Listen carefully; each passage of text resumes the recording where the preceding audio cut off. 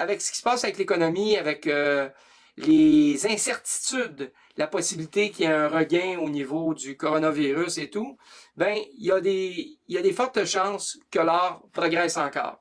Et si jamais l'économie réussit pas son rattrapage, si jamais le quantitative easing, qui consiste dans l'injection massive d'argent par les banques et du support étatique là, sur les marchés, si jamais ça ne tient pas la route, on devrait voir l'or reprogresser. Maintenant, comme je l'ai déjà dit en classe, et je vous le dis à vous ce soir, l'or, historiquement, là, en tout cas dans les dernières années, a été grandement manipulé par les banques. Et il y a eu des grandes banques, la Deutsche Bank et compagnie, ont dû payer des amendes pour avoir, à un moment donné, tripoté le prix des cours.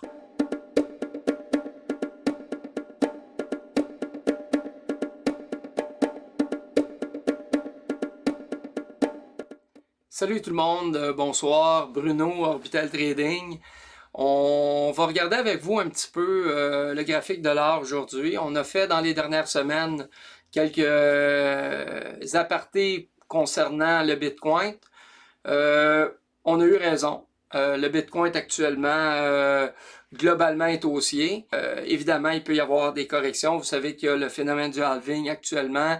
Donc, et les choses peuvent à un moment donné se ralentir du côté de la crypto. Par contre, à court moyen terme, je pense qu'on va se retrouver dans des valeurs qui pourraient être drôlement avantageuses. Ça pourrait monter jusqu'à 16 000 $, je ne serais pas surpris du tout de cette situation-là.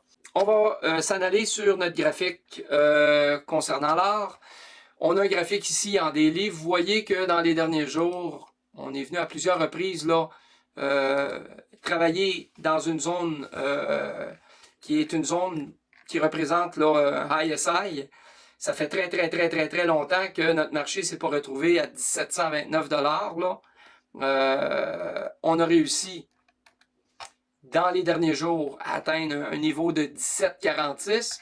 Et auparavant, là, il faut remonter en 2013 pour revoir des niveaux similaires. Donc ici, là, le niveau qu'on a ici, là, concernant ce pic-là, ben, c'est depuis 2013, si vous regardez là, depuis 2012, qu'on n'a pas atteint un niveau qui est aussi extraordinaire.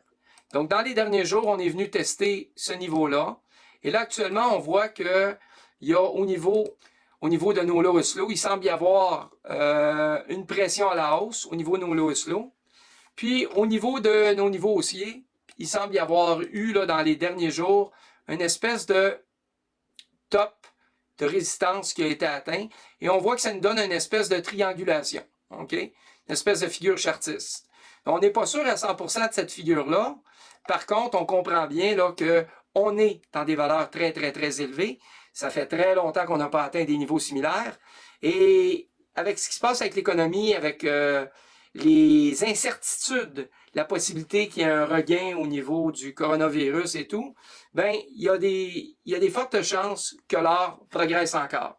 Et si jamais l'économie réussit pas son rattrapage, si jamais le quantitative easing, qui consiste dans l'injection massive d'argent par les banques et du support étatique là, sur les marchés, si jamais ça ne tient pas la route, on devrait voir l'or reprogresser. Maintenant, comme je l'ai déjà dit en classe, et je vous le dis à vous ce soir, l'or, historiquement, là, en tout cas dans les dernières années, a été grandement manipulé par les banques. Et il y a eu des grandes banques, la Deutsche Bank et compagnie, ont dû payer des amendes pour avoir, à un moment donné, tripoté le prix des cours.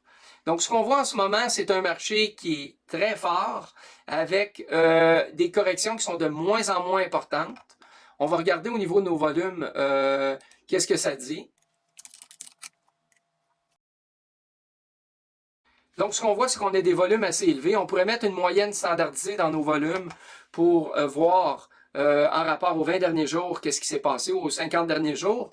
Allons-y pour le plaisir, là, avec une standardisation sur 20 jours. On vient ici, sur 20 jours. Donc, ce que vous voyez ici, l'espèce de pointillé là, dans les volumes, ça représente notre moyenne standardisée sur les 20 derniers jours, et l'espèce de ligne qui est plus fluctuante, ça représente la moyenne mobile réelle. Donc, ce qu'on voit, c'est que À partir d'ici, là, plus ou moins, il y a eu ici une période où on était au-dessus de nos moyennes mobiles sur les 20 derniers jours. Et depuis, là, depuis cette chandelle-là ici, ben, on est en dessous légèrement. OK? Et on sent ici quand même qu'il y a probablement une reconstruction qui se fait et qu'il y a une augmentation de la pression vers un mouvement potentiel haussier. Je pense que c'est clair. Maintenant, est-ce que ça veut dire que c'est ça qui va se produire? Ça, c'est une question à 100$. Ça pourrait être autre chose. Le marché pourrait tout à fait faire un mouvement baissier avant de remonter, un mouvement important, du moins. Donc, pour moi, ce qui est important, c'est quand même ce fameux niveau-là ici. Je pense que c'est un niveau qui tient la route. Je veux absolument qu'on vienne briser ce niveau-là. Puis idéalement même, peut-être, parce que là on est en délit, peut-être même un petit peu plus haut. Ça pourrait aller jusqu'à ici, là. C'est plus une zone qui va m'intéresser, advenant que demain, le marché reparte à la hausse. Ben, c'est cette zone-là ici, pour moi, qui est importante. Puis ultimement, si on brise ce niveau-là, ben, on va avoir dépassé, là, par rapport à la chandelle rouge ici, qui est ma chandelle de référence en ce moment, là. On aurait dépassé le 61,8 de cette chandelle-là et ça serait très, très positif. Si en plus on a une explosion au niveau de nos volumes au-dessus du standard, la moyenne mobile standardisée, ça serait fantastique. On va regarder pour le fun qu'est-ce qui se passe au niveau de la RSI. La RSI, c'est un outil que j'utilise beaucoup pour le sentiment du marché, pour l'information qu'elle me donne sur le sentiment du marché. Et le fait d'être en haut du niveau 50 ici, le fait qu'on ait travaillé au niveau 50 et que là, on soit toujours au-dessus de cette valeur clé-là, pour moi, c'est très, très positif. Si on a une augmentation des volumes après avoir vu une cassure ici haussière et que notre RSI commence à prendre du mieux, ça va être très, très, très positif. Évidemment, là, on fait une observation en daily.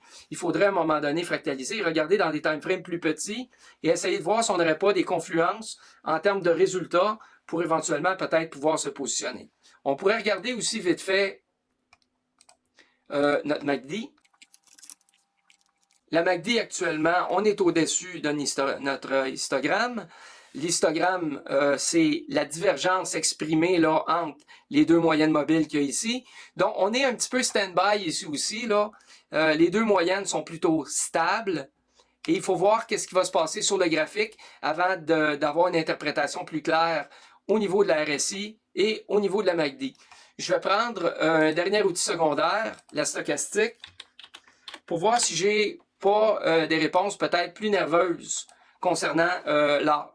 Donc, au niveau de Masto, ce que je vois, c'est qu'il semble y avoir une espèce de redressement de Masto. Il y a encore beaucoup de jeu avec ma stochastique. Il semble y avoir encore beaucoup de potentiel au niveau du momentum que le marché pourrait avoir. Et moi, ces outils-là vont me servir à trader. Maintenant, si jamais on poursuit la progression, si ma RSI progresse et que ma MACD se redresse après avoir vu une cassure dans la zone que je vous ai définie tout à l'heure, ça devient très positif. Je vais fractaliser dans des time frames plus petits aussi et je vais essayer de voir là s'il n'y aurait pas des confluences sur ces différents time frames-là. Ça pourrait être de la demi-heure, de l'heure, du 4 heures et je garderai aussi comme benchmark mon daily. Ça serait ma façon de travailler. Maintenant, quelle zone, à quel niveau je pourrais m'attendre à ce que le titre vienne faire son travail. Donc moi, je crois qu'actuellement, on est dans un niveau qu'on a atteint seulement en 2012. Je vais me référer à ce qui s'était fait antérieurement pour, par rapport au pic, là, essayer de voir les niveaux qui pourraient être des niveaux atteints par nos prix sur l'or dans les prochains jours, prochaines semaines. Donc définitivement, ces niveaux-là pourraient être des niveaux intéressants pour nous. Donc, je vais les inscrire sur mon graphique pour éventuellement les trader adéquatement. Évidemment, si vous faites l'intraday, vous ne traderez pas de la même façon que si vous prenez votre position swing. Si vous êtes en swing, à un moment donné, il va y avoir moyen de garder une position beaucoup plus longtemps, mais auquel cas où il y aurait des rétractions, vous pourriez vendre une portion de votre portefeuille pour faire un buyback par la suite. Donc ça, c'est les niveaux, moi, je crois qu'on va atteindre rapidement. Si jamais on vient briser à la hausse l'espèce de prix de zone qu'on avait défini ici, ben, il faut faire attention parce que souvent, quand il y a une cassure significative, il y a une rétraction avant de revoir un mouvement haussier. Donc ça, c'est pas impossible. Et ça, on va pouvoir le lire quand même assez rapidement. Moi, ce que je ferais probablement, c'est que si on brisait le prix de 21,50, donc ce prix-là ici, si j'avais des signaux clairs à ce niveau-là, dans des time frames plus petits, je prendrais une position par rapport à ce que je voulais faire initialement de 25%. Donc, si j'ai un budget de 30 000 $ à consacrer à ça, je prendrais probablement le tiers de mon capital pour m'embarquer dans cette trade-là. Et à partir du moment où j'aurais fait mon mouvement haussier, j'anticiperais un retour potentiel. S'il y avait un retour d'à peu près 20% par rapport au mouvement initial, deux choses l'une, soit je fermerais ma position, ou je viendrais faire un break-even plus fee, c'est-à-dire que je remonterais mon stop-loss avec la chance de me faire déclencher quand il y a un retour du mouvement, auquel cas je reprendrais un mouvement quand on remonterait par la suite. Donc, ça serait une façon de gérer la situation qui serait assez intéressante. Et je pense que par la suite, on va avoir plusieurs journées en ligne d'un mouvement qui pourrait être intéressant par rapport à l'or. C'est comme ça que je travaillerais ça. Si vous avez des questions par rapport à ce qu'on vient de dire, gênez-vous pas, vous pouvez appeler à l'école. Actuellement, j'ai un petit problème au niveau du téléphone habituel sur lequel vous pouvez nous rejoindre. Donc, gênez-vous pas, vous pouvez appeler aussi au 514-439-9777. Et à ce moment-là, on va répondre à vos questions là, et on pourra vous aider un peu. Évidemment, il reste qu'on est une école de formation et on ne peut pas se permettre non plus de passer des heures et des heures et des heures avec les gens à échanger comme ça. On offre des cours pour ça, mais ça nous fait plaisir quand même de vous rencontrer puis vous donner quelques cues. Ben, c'est toujours agréable. Il reste qu'on a une communauté de traders. C'est un métier qui est un petit peu particulier et quand on a la chance d'échanger, ben, ça reste extrêmement intéressant. Je vous souhaite une bonne soirée. J'espère que vous allez aimer notre petite vidéo. Et s'il y a quoi que ce soit, si vous voulez commenter, gênez-vous pas, ça nous fait plaisir. À plus.